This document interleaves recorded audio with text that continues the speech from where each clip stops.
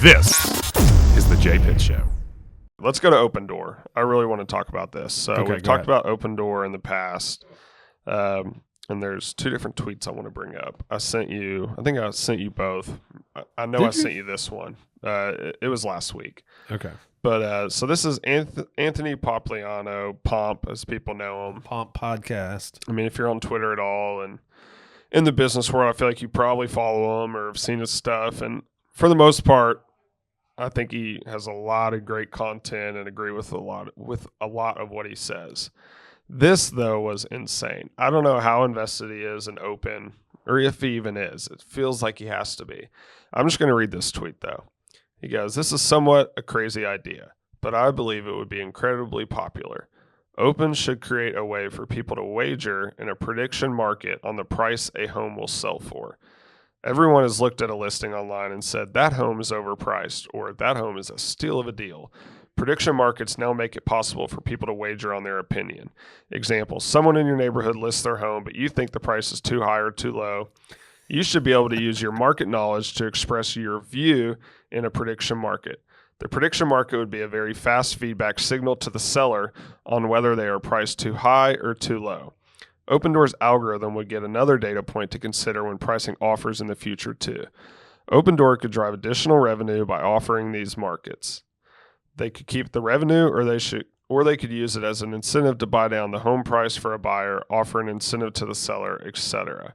Blah blah blah blah blah." Now, how many videos have you seen gone viral about a house and everybody in the comments is like, "That home is so overpriced. No way I would buy that for that price," and then it sells for over asking? The general public has no effing clue what a home's price actually is. You can think it's overpriced for you. I hope they do this because I think I'm going to make a killing in this prediction market. I mean, don't you think you would? Oh, guaranteed. The whole concept is very interesting.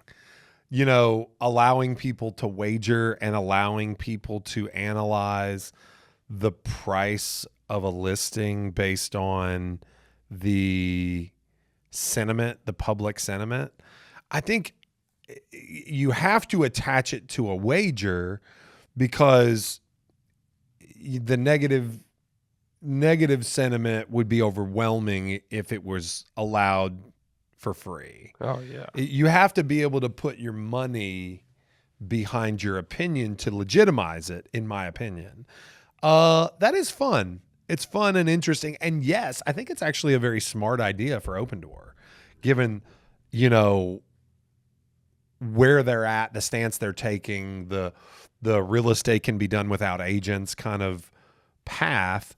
Harnessing the power of public perception would be really cool. I think it's a great idea for them. You know, I'm not the kind of real estate agent that hates any company that tries to disrupt the space. You know, I think there is a reason why a company like OpenDoor exists. Part of that reason is that even successful real estate agents have been woefully inadequate over a number of decades at, you know, leveling up our industry to the point where you can reasonably be assured that when you reach out to a realtor, a member of the National Association of Realtors, that you're going to get a reliable and successful service provider.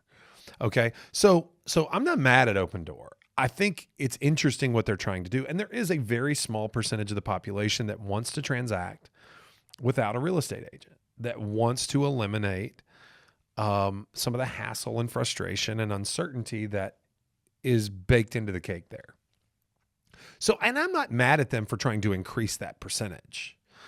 You know, we've discussed in prior episodes them rebounding almost as a meme stock, which, I mean, if you look at some of the other meme stocks, they've done good things for their companies and innovated to be much more successful companies than they were prior because of the cash infusion that comes from their stocks being traded successfully and increased values, right?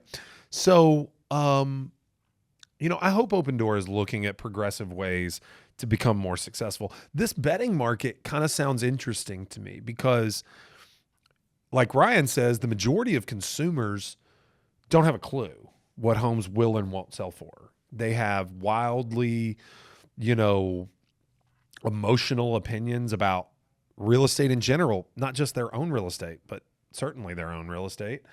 You know, the number one mistake that sellers make is overpricing their homes.